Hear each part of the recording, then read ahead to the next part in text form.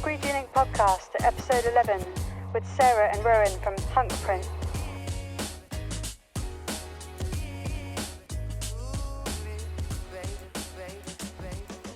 Hello, you all right? Yeah, really good. Thank you so much for coming on. Thanks for having me. Yeah, could you just start by introducing yourselves and saying what the studio is called and like what you do? Sure. Yeah, I'm Sara Pinfold. I'm Rowan Roberts, and we run Hunk Print, screen printing in Sheffield. Yeah, it's cool because you kind of do both, don't you? You kind of do the textiles and the flatbed in one, which is like relatively, like, it's not seen very often at the moment, is it? People seem to just jump over to one. Yeah, started out doing both, so we've just sort of carried that on. We've been doing it since, I've been doing it since 2014. Mm-hmm. I started originally with another lad called Lawrence, and he brought me on just to help out, really. Sorry, if you can hear, there's got a dog here, it's going mad. Yeah. Yeah, then he took me on to lend a hand, and then he left to go and live in Berlin and work out there for a while, and then I bought the business and him, and then in 2018 you came along. October the 1st, 2018. You remember it? Why do you remember it so vividly? I was really excited about leaving my previous. I was like, wow, you were like counting down the days on the wall, like sketching them in. Yeah. It's been exactly 4 years. That's really funny. So can you talk to us about because you like present yourselves as an environmentally friendly studio, like what kind of things do you do to like live by that? We're kind of learning as we go. The basics that we've got, we use water-based ink, we use permaset, and we always try and push for the more eco t-shirt brands. We order everything in, so we don't hold any stock. So if people want recommendations, we'll always go for like Stanley Cellar or Continental or something like that. That's cool. And we just try not to waste anything, do we? Try not to waste everything's recycled that we can. I had something else to say. Oh God, this is gonna be the worst thing now. when the recording's on, everything's gonna No, don't worry. It's because I'm finding when I'm talking to people now that when they brought it into their studio, the environmentally friendly side is like one of the main points. It's because it's like a reflection of what they're doing personally anyway. Mm-hmm. So is that something that like I don't want to say like the kind of side of it is like they're more aware of like veganism, vegetarianism, and just basically living like sustainably themselves, and then they're just carrying that on through their whole business. There's certainly quite a lot of brands that we work with that's they're ethically aimed, low environmental impact. A lot of cafes, small clothing brands. They definitely have an eye on that, and I think it's good for them to have someone that can accommodate them with environmentally conscious. Because initially when people was asking about like even like vegan shirts, I was like, all shirts are vegan, but actually I didn't know about it, and now it's just that shirts are being certified as being vegan, like the Stanley Cellar ones. And even a few years ago, there weren't any certified shirts. Mm-hmm. And even like permaset ink, has that been accredited now? God knows, but it's probably as close as you can get. Yeah. It is. I think at least the permatone, like not the Supercool one, but the permatone I know is the Soil Foundation approved one. Yeah. But so you can get it in the drains. Isn't it? Yeah, so you can wash it away. You guys use Plastisol? We use. I've got everything. I'm just looking at my racks. Yeah. So we started like you. So I had a flatbed press. So I was doing water-based. And then I was doing really nasty solvents because I was printing on like metals, plastics, horrendous stuff like that. And you can't do it with water-based. So I was like walking around with like a ventilator thing on. Yeah. Oh my God. And then I was even doing water slide transfers for the ceramics industry, and that's even worse. And then with t-shirt wise, I went water-based plaster, now I'm going back to water-based. So I'm like I'm like an ink whore, I'm afraid. Yeah. I'm always jealous of watching the like how-to videos when it's plaster sockets. It's so much quicker, isn't it? It's quick, it's vibrant, and but we were trialing the other day, actually. It's really interesting. We're trying to get the softest feel because we're trying to like always improve ours. Yeah. So we're trying to do like discharge base and plastisol on top, then discharge base with water-based, and just water-based. But we can't get the water-based to like keep its vibrancy anywhere near the plastisol. When it's gone through the wash, it's really apparent when it's next to each other. Yeah. It's a payoff, isn't there? I think so. But I think also I just need to do more work. I can't just, there must be stuff that I'm not doing. Also, if you heat press it, this is really interesting. If you heat press the water-based, it dulls down so much more than if you just put it through the conveyor dryer. I didn't realize that had any effect at all, but it's massive effect. If you heat press it? Yeah, if it's water-based ink over discharge, we've got our own little theory that it kind of like bleaches the pigment in the ink that you're trying to print on top. Oh, right. It just carries the reaction through and it dulls. Yeah.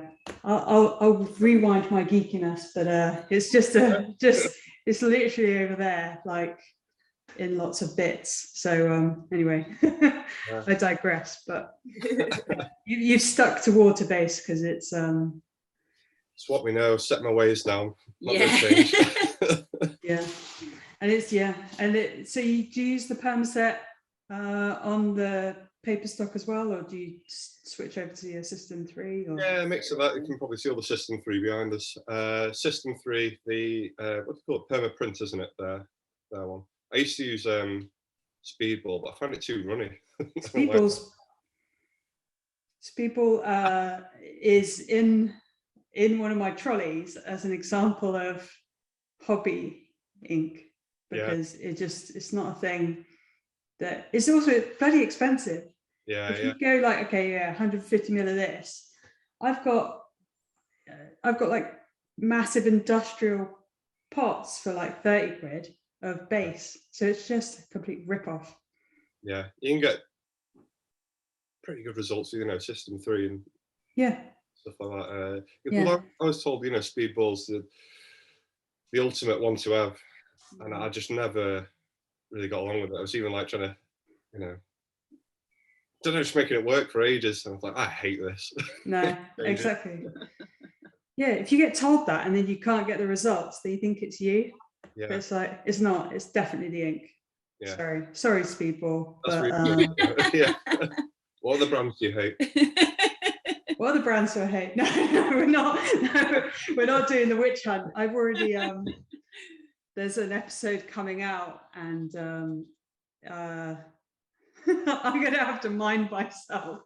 It's like, sod it, I don't care. It's Gildan. I hate Gildan. And you can't pay me enough. You genuinely can't pay me enough to print on Gildan, ever. It's not coming in my studio. And the only way it gets in is accidentally when it's added to a magazine as a freebie. Right, yeah. And it smuggles its way in a hidden packet. Anyway. Well, what we printing the other day, some jumpers, Gildan jumpers. And like, sorry to the brands that we work with that use them, but like, whatever vapor comes off it is like poison, isn't toxic. Yeah, we're getting the same way. We'll only use them if someone is like adamant that is what they want and what they want to go for, but it's not something that we ever suggest. Trying to suggest it. We can't keep in the room when you're drying them as well. You can't be in the room. You can't see only well. No. Using them can. No, well, just I suppose it's easy for me to say, like, I just keep refusing until they back down, and then they can go somewhere else. I'm just sick of it. Yeah. I've done too many. I've got stung on jobs where like they came back to me for quality, and I'm like, the quality's fine. It's the garment that's pulling it down anyway. Yeah. Yeah, let's talk about more fun things, because this could go into like a legal dispute with me. So like, is it just you two? Are you like, it's a relatively small studio, isn't it? Like quite a small space. Yeah, but... yeah, it's just. I can show you if you want. So that's. Yeah. Oh, let's have a tour. Have we tidied up? So that's just that's us table. That's the wall. And That's the one. we tried to pick which is going to be the cleanest wall, so we've chosen this one. Yeah, you got some nice plan chests. They're cool. Yeah, small plan chest. They're beautiful. Just in sync. And then so that's our print bed. Nice. And then over there, on your recommendation, we got the Oh, that's very good. You got the Kruzer. M&R Kruzer, yeah. And then what's that Panther one? dryer. A Panther one, yeah. Panther dryer, like the old Panther dryer before Wicked Printing took it over. I believe they had the bad blood there as well. That one. I don't know. Is Wicked cis now or something? Or I don't even know. I can't even keep track. I'll stop using them.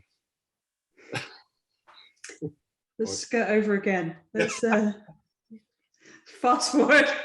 Yeah. So you're sticking to screen print world now, are you? If you're getting Kruzers. Yeah, screen print world. Used for a lot of stuff. Who else do we use? Well, who are you getting all the permaset off, I suppose? Because that's not. Steve Wood. I think he's the. Keith Wood, yeah. He's the direct guy, isn't he? Yeah. He's the permaset man. Yeah, he comes to. Isn't he Australian? Is that me making it up? He comes to the print shows. Maybe he puts on his best English accent when he speaks to me.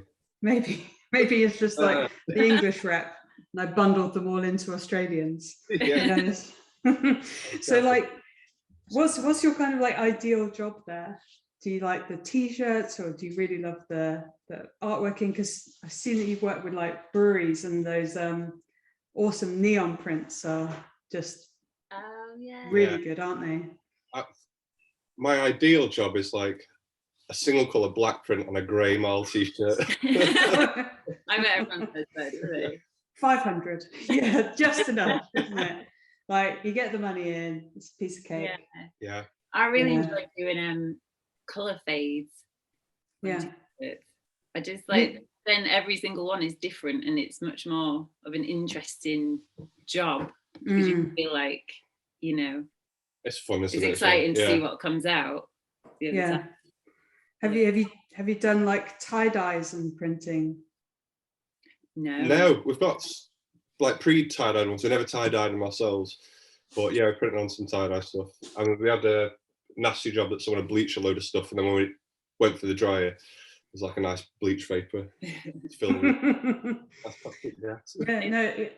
tie-dyeing got really popular last year, but it's still, I think it's going to carry on into the summer, I hope.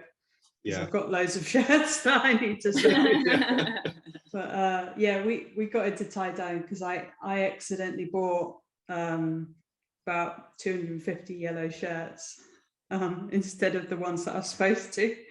So we got an absolute ton of them, and we're just going to re-dye them and just custom print them and do some YouTube videos and sell them on the stalls. Yeah. So tie-dye is hopefully still popular. Yeah, that's what we can do with all the promote accidental purchases we bought. Tie-dye. Yeah. We've got loads of, when you order the wrong colour and then it's hassle to send it back. Yeah. Too late. I'm not opening the got box like a terrible trait of whenever I quote someone, I'll just bang in like 50 of one size of one colour of t-shirt, and then when I go it's still there and I don't notice, so we end up with 50 medium bright pink t-shirts.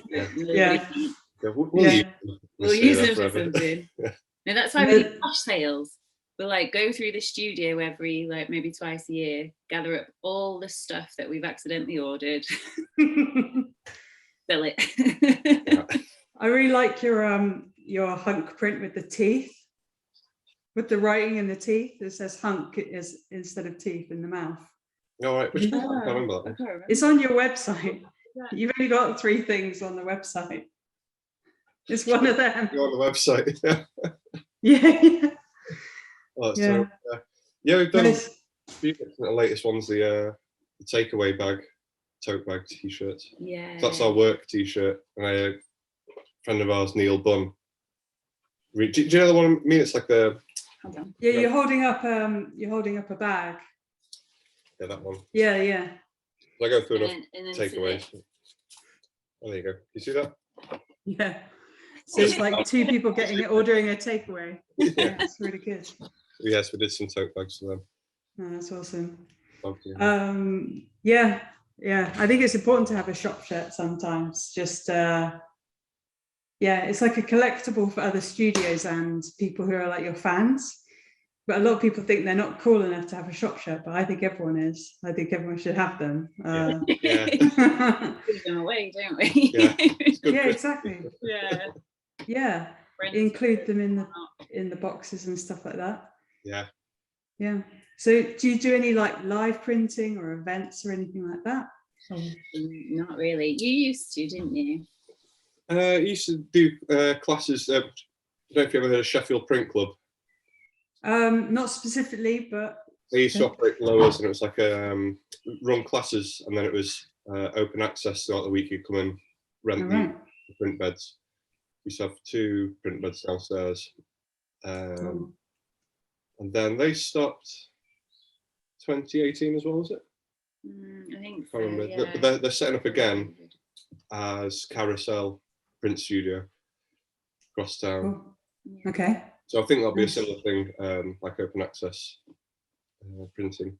Yeah, open access is really important for people because I feel like when you come out of uni or art college, you kind of just get dumped. Yeah, yeah. And then you're like, oh shit, I can't produce anything because I haven't got any of the equipment.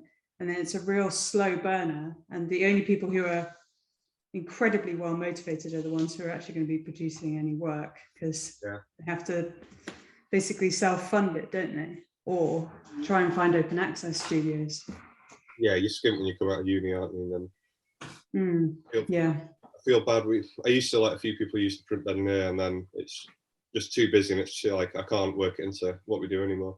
Yeah, no, it's tricky. We used to have three beds here, but sold 2 of them, and one of them's in a container set up properly. But it's just difficult, and it's also kind of like money-wise self-sustaining. You have to do it properly and have it as your whole thing, or you're accidentally wasting money.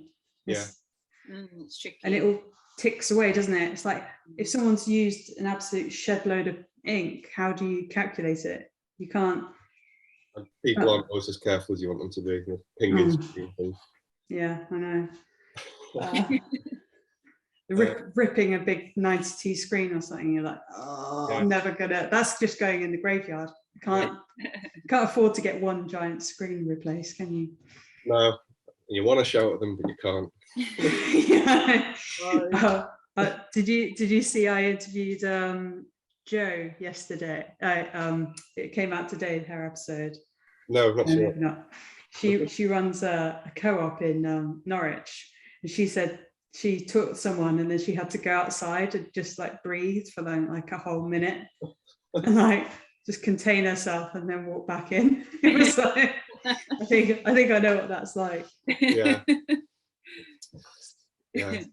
So have you both taught, or is it just no, just Rowan. Rowan taught me, actually. Cool. What did you do before? I worked in like a designer furniture retailer office kind of place. I was doing marketing, just social media basically. Cool. And then before that I worked in a chocolate shop, which actually had a lot of similarities to screen printing. Make our own chocolate bars, and some of the techniques are really similar. Really? Like what? Like Jet washing the chocolate. jet washing. No, just the method of like pulling a print.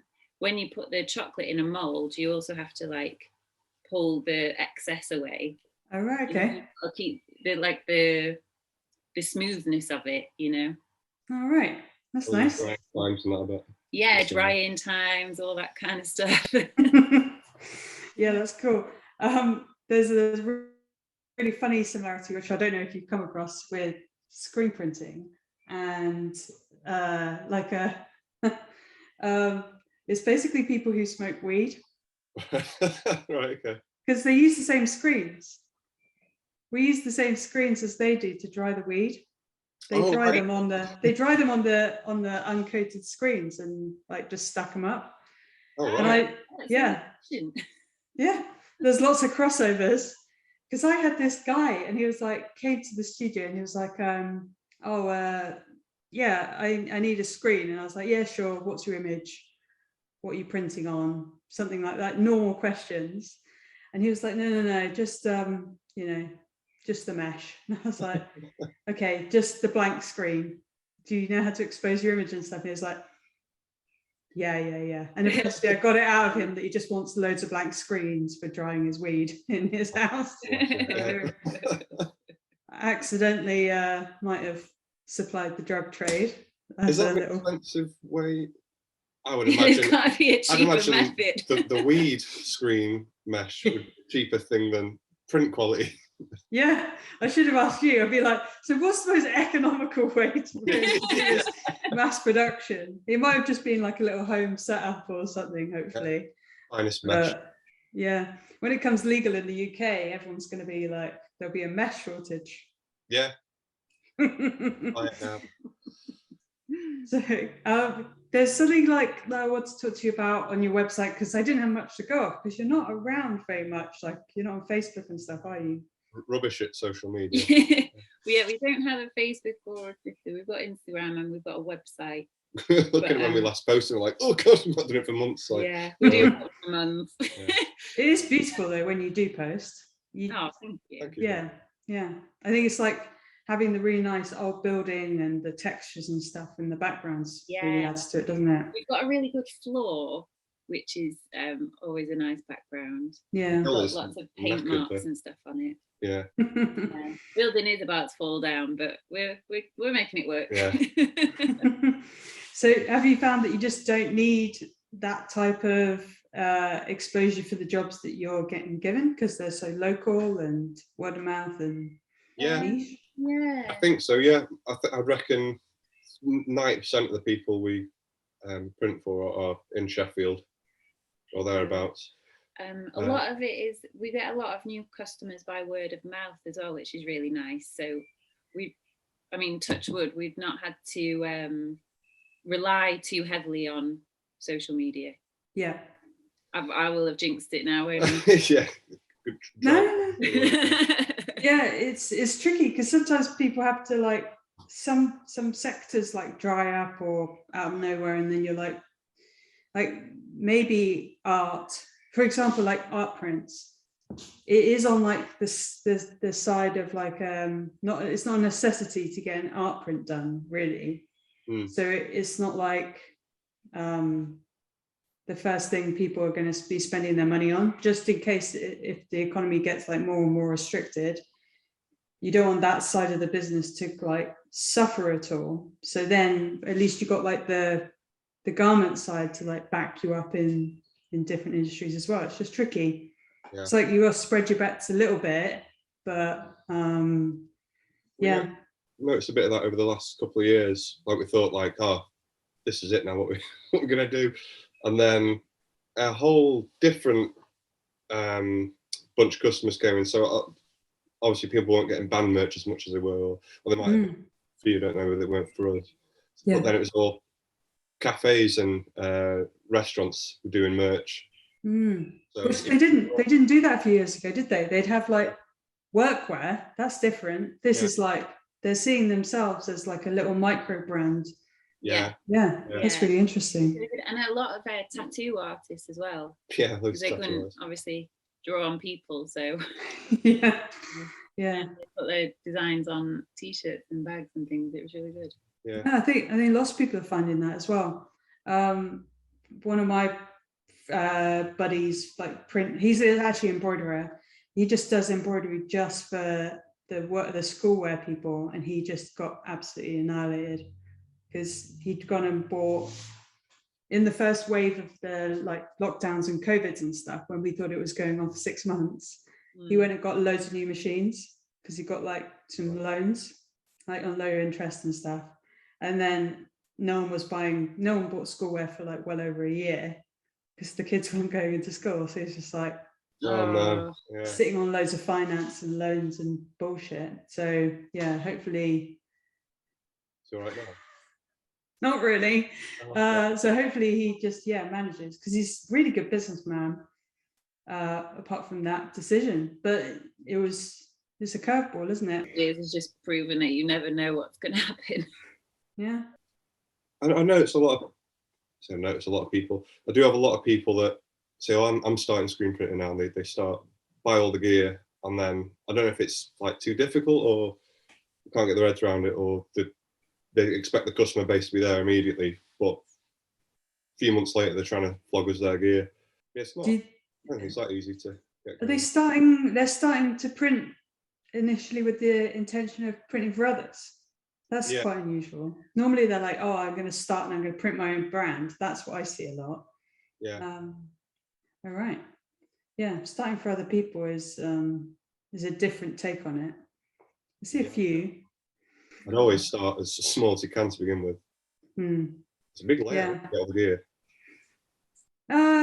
Yeah, it is. But then also, if you can land a couple of nice little jobs, like, I don't know, a running group or something, you can make thousands in like effectively just a few days. There's a lot of money in it. It's just knowing, how to manage it, and that's why it is a lucrative industry. That's why there's so many different people in it. And some people don't give a shit about art at all. They're just using it purely as a money-making machine. And they couldn't pull a print if you asked them to, because they don't actually know how to. Whereas, I think we're on the arty appreciation side of it, and we've made it into a business, haven't we? But nothing against them either. I'm gonna bring some of the big guys in to see what their perspective is. See how they use it. I'm glad. Don't worry. Get to another thing that I don't like. But are you going into like print room promotion and stuff, or do you do any of that? Are we doing what, sorry? Do you go up to like the trade shows, like print room promotion or anything like that? What? Did that just go over your head? You're not sure? Promotion? It's just like a big conference, but you could, it's just showing you all the new toys and tricks and methods and things. It could be quite interesting. We need to do it. I know I just get instantly overwhelmed, and then like go and sit in the corner, have a cup of tea. Can we go home now? Yeah. I think it's quite good. I think you should. Even just as like a social thing for meeting up with other studios and stuff. Cool. I'm always James Green, one of our friends who puts on the Sheffield Print Fair, is always kicking us up the arse to get to the Sheffield Print Fair. Like, we'll do it. We did get really busy last year, but he was angry at us for not going. When you play it, come on. We'll do it. It's probably like 2 streets away, right? Because it's like it's literally around the corner. You're definitely not going to go to Printwear then, because that's in Birmingham. So it's like, oh God, no chance. I know. You just said you might try, and you're not going to come, are you? One day. So what's your shop dog's name? Hunter. What's your dog? Oh, he's cool. down here. You can see. He sits in front of the little gas heater. Hi. Burning his tail. Nice, cutie. He's got like a whopping case of separation anxiety, so we can't go downstairs without him screaming at you Oh, right. I thought you were going to say flatulence because you kind of hesitated, and I was like, like, he just stinks at the moment. No, Yeah. that too. That too, yeah. Good job there's not For like sure. smell-o-vision on this, because it's bad, isn't it? So, like, I always think with dogs coming in the studio, I've had like other people's dogs like wander around, and I'm always kind of like looking at them nervously because they're just gonna like get loads of ink and shit on them and Yeah, surprising. burrow into stuff. No, he is quite he's quite a neat dog. He doesn't really shed his hair, thankfully, and he's not really bothered about the ink. I think because he can't eat it, so Yeah. he doesn't really bother with it, does he? He's in like always under your feet. Yeah. What about like going under the flash? That's where his bed is, because it's No, the What? tunnel. oh, the tunnel dryer. No, he's under the yeah, tunnel under dryer. the tunnel dryer. It's just quite a nice Oh. place for him. It's like a little den. High up enough. But yeah, Surely they could just sit there and just burn their heads. But maybe I just think dogs are stupid or something, because they just move if they get hot, Chessie. Yeah. Yeah. he'll move. Don't worry. Yeah, I think it's the carousel's always flying around. He doesn't Yeah, he doesn't bother with the go flash. near it. Yeah. I like the pictures. If you go scroll right down to the bottom of your Instagram, you got the old carousel that you had, and I like how it was just called Carousel. Yeah. Like, I was looking, I was like, what brand is that? And it's just like, oh, it's called Carousel. That's really funny. That's really nice. I think that's a really nice logo on it. Yeah, it's really old-fashioned, isn't it? Magic roundabout or something. Exactly, that's what I was about to say. I thought that's not offensive, is it? And I thought, yeah, it looks like a fairground ride. Like, It's an awful bit of Is it kit. made for a school, do you think? I think it was made It's- for children. It's so low down, it's got to be. It like comes up to my thighs. yeah, I've back It's for like ages. propped up on blocks like this high. yeah, because are you different heights? Are you very tall? Yeah. She's taller than me, yeah. Because do you have the press set a different, like, so one of you's bending over it like crazy and the other one's Got fine. Got like an in-betweeny height. Yeah, now, we've kind of got it a bit lower than Rowan would like and a bit higher than I would like. So you're both buggered.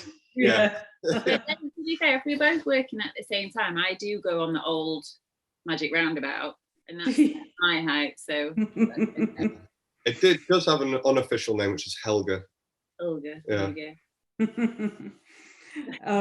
I with the flatbed, I used to have to, well, I still do actually, I have to put crates on the floor Yeah. so that I can get above it and Yeah. like actually print.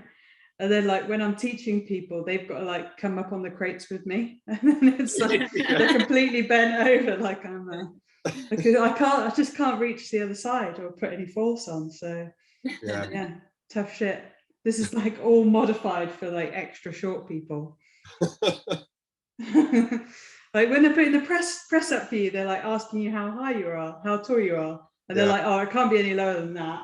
This is as low as the Kruzer physically can go.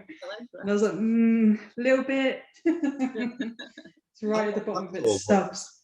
I feel I'm everything, all our gear's like maxed out. Like, Yeah. they're just a bad back forever. How have you found just doing that little adaptation over to the Kruzer? Like, what was the reason for it and stuff?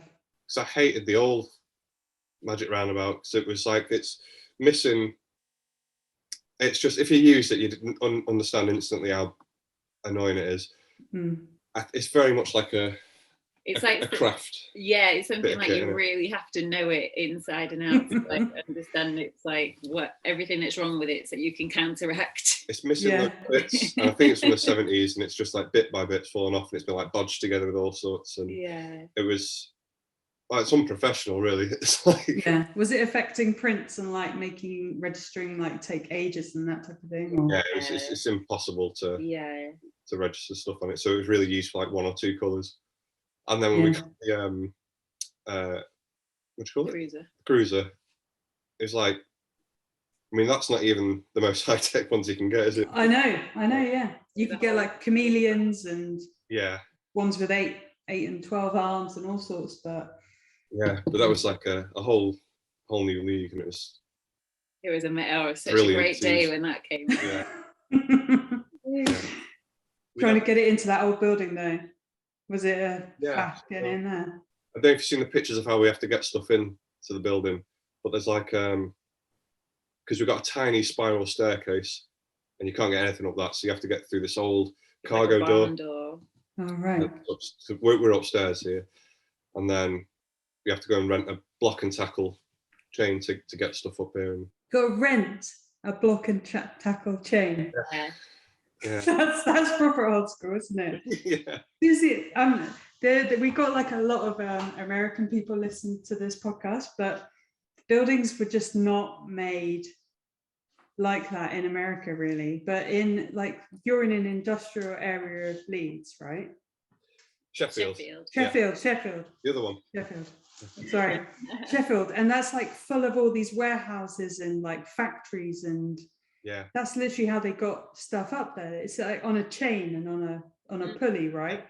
Mhm. so I don't know exactly what it was, but I think this is like an old coach storage house. So like you'd have horses downstairs in the yard for keeping your carriages in, whatever, traps and that. Oh, cool. There's all like animal feed hooks downstairs. Nice. That hooks all the animals, and then there's all. If anyone's listening, this can correct me. I presume the trapdoors are for dropping feed down, whatever, but Cool. I don't know. There's trapdoors everywhere up here. Yeah, no. Quick escapes. Yeah, it sounds really cool in there. Like it's got some character, and again, it does add to all your like visuals and all that stuff. Like looking around my room, it's like a shit old concrete garage. It's like there's nothing here to like base anything off. I have to do like backlighting. Anyway, there's like another thing that I wanted to ask you about specifically. It's kind of like about how do you figure out your pricing and stuff for printing? Mhm. Because like, do you have like set prices for like garment decoration and then different ones for your art prints? And like, how have you felt figuring out those two things? Absolute nightmare. Yeah. I hate it. It Like, was a long journey, wasn't it? you're much better at maths than I am, and I think I was using the same pricing we've been using for ages and ages, and then Sarah came along and was like, you're probably losing money on some of these things here. Like, oh, right. Okay.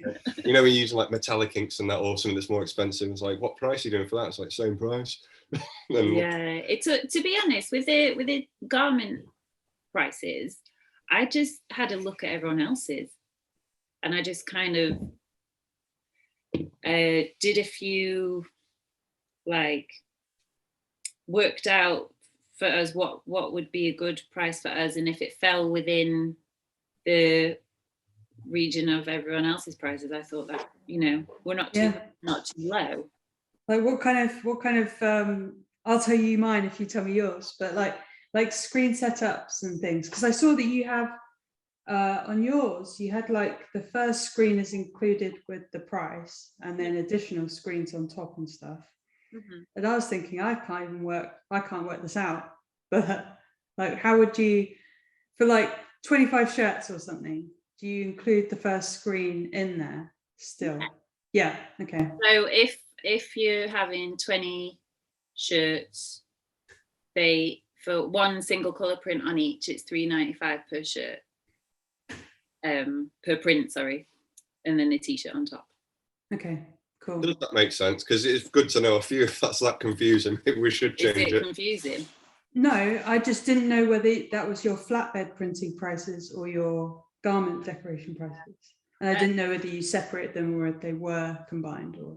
We've got separate prices for paper printing, which we have not put on the website yet because Okay. Rubbish. That's what it is. It's just because, yeah, if someone asks for like 1,000 prints on t-shirts, I know that I can confidently price it over here. But if they ask for 1,000 paper prints and it's something silly like a paper bag, I can't charge like 150 a print or something. I feel in my head I have to go right down to like 25p a print just to, because the bag is so pointlessly cheap. I don't know. It's difficult to gauge.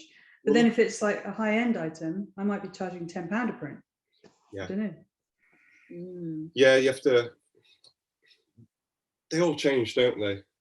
Really, you know, if you're using loads and loads of ink on something, you're obviously not going to charge the same for a tiny little one. Then we get some logos that you want to just not charge as much for, just like you feel like you're robbing people.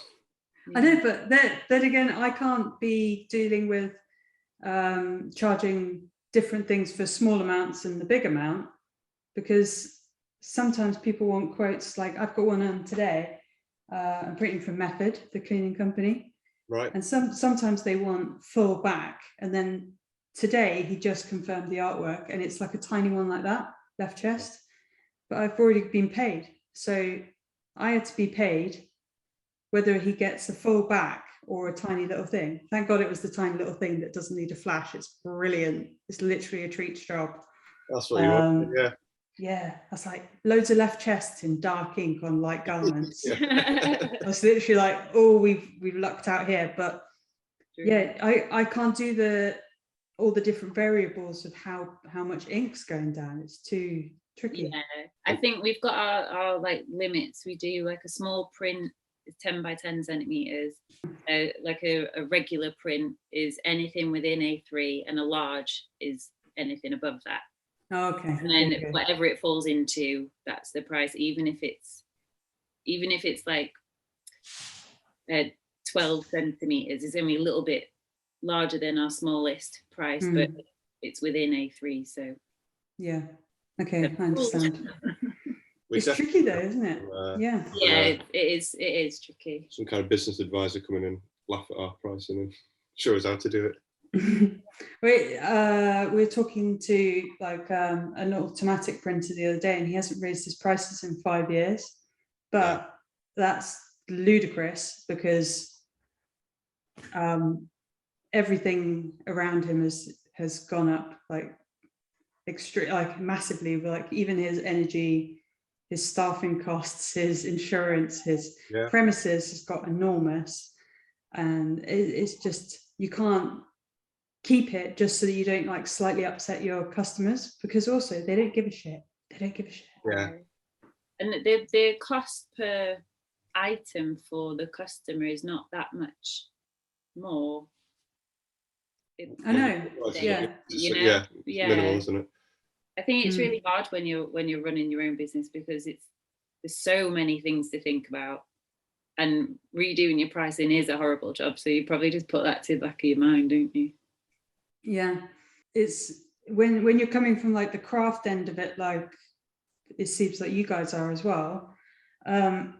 You're being like an artist, you're being even a print technician or whatever, and then you have to become a business person because you have to make it your only form of income, perhaps. So like, do you guys have other jobs, or is this your like whole thing? No. It's two people sharing one wage. Yeah. I know. But yeah, so that means you're forced to you're forced to do these business decisions and tactics and, you know, forecasting and stuff like that if needs be. So yeah. I get a bit complacent with the really like technical business side of stuff, and like, oh, if we can just carry on printing, ignore it if it's all fine. Yeah, there's some stuff that everyone's different. I suppose everyone's business is different, but there's some stuff that we don't do and have never done and probably don't need to do. And then there's some like what? Like more businessy aspects of stuff, like I don't even know. We don't do it, so I don't know. Well, like, are you into like the VAT brackets and things like that, like charging VAT? No, not that much. Yeah, we're not there. But I think I don't know. I feel like we're doing all right. Like, it's nice that a business that you've built up can support you. Yeah. And you don't need to have a backup job or a second job. And yeah, that's the dream. Like loads of studios can't do that. And when things are quiet, then it's it's on you to find the business, to find a way to make more money, whatever you can do. Is I kind of like that. I like the pressure of it. Yeah. Yeah. It's being self-sufficient, really. Yeah. Really cool. Yeah.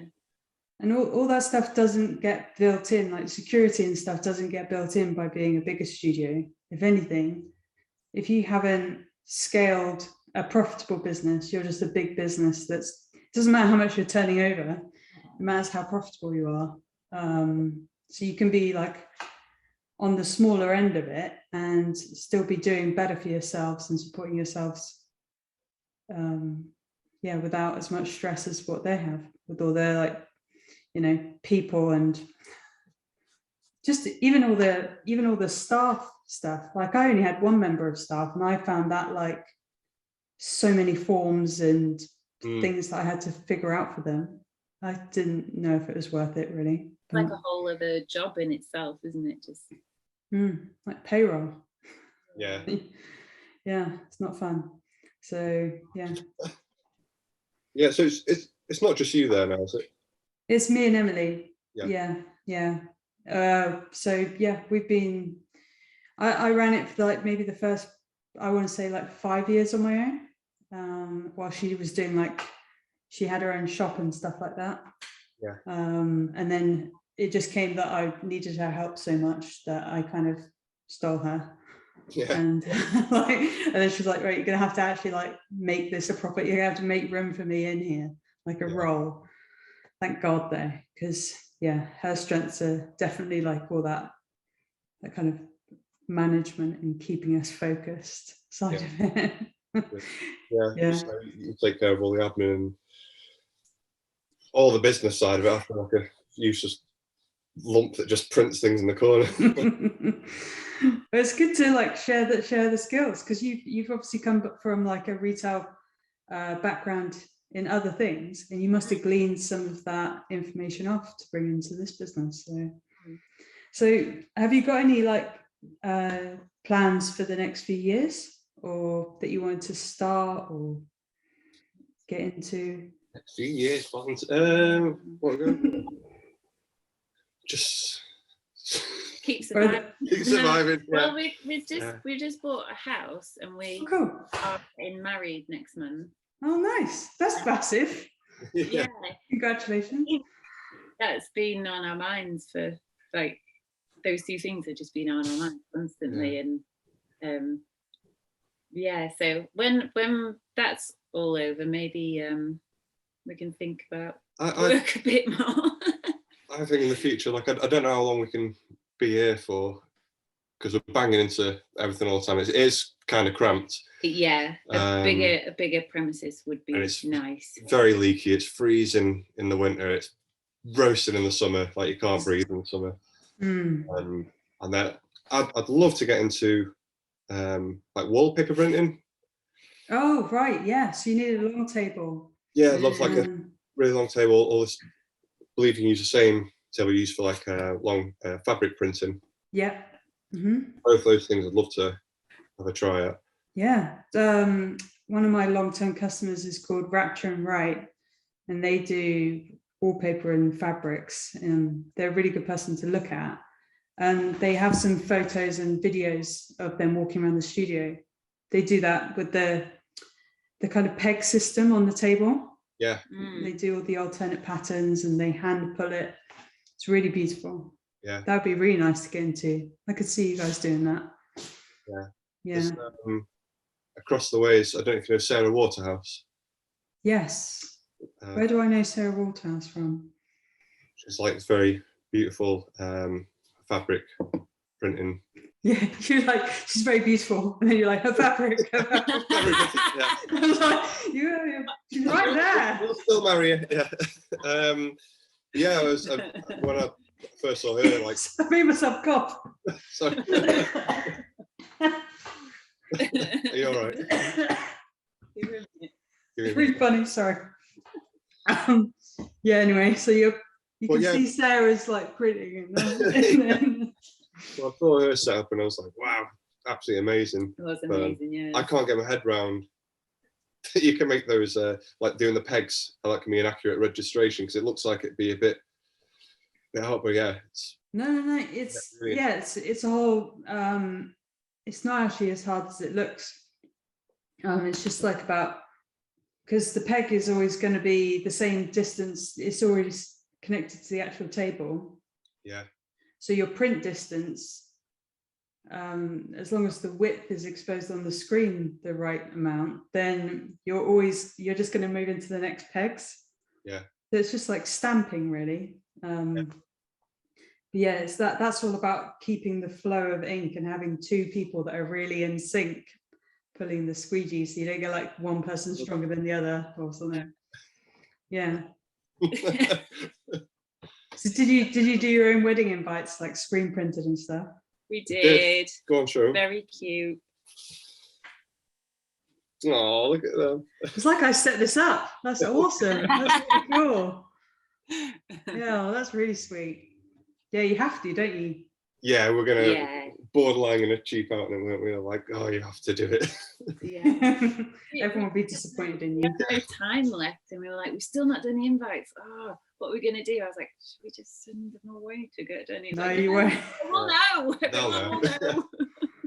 That's cool. Have you done loads of other stuff like signs and bits, or just the invites printed? No, you make us feel bad for not doing more.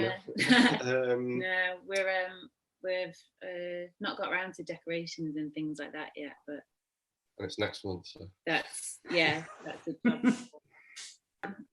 I'm glad you can now get married like more openly and not having one of those ones where the pictures are all with masks and stuff, and it's a bit grim, isn't it? Don't really want that on your mantelpiece. Yeah, it's not how people want the photos, I'm sure. But no. I don't know, were you allowed to take it off for the photo? Probably not, I don't know. You don't have to have it now. It's completely not a legal requirement to have the masks, thank God. Brilliant, So you can, if you want, just go willy-nilly on it. And you can have as many guests as you want. So where are you having it and stuff? Is it just in town hall or anything cool like that? It's right next to where we bought a house. It's up at Manor. It's like the old Tudor ruins. Oh, cool. Okay. Yeah. It's where Mary Queen of Scots was held when she was in Sheffield. I just think she had a gory time, so yeah. So it's got that lovely trapped really woman romantic. prison vibe. Yeah. yeah, like dead wife vibe. Okay. Yeah. But yeah, okay. It is nice though, isn't it? It's nice. It'll be nice. It'll be fine. That sounds really cool, guys. Yeah, is there anything else you want to tell people about your studio, or like how they can commission you to do things and no contact? You don't want people to contact you. Just email us.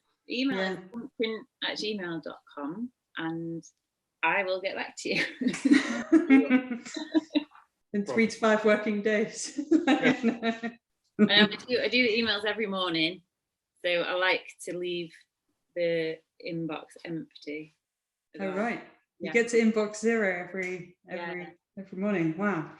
So yeah, you're kind of the choice for people who are going for like Stanley Stella, and then it's important for them to have like hand printed, like the higher quality garments with the kind of environmental vibe pushed in.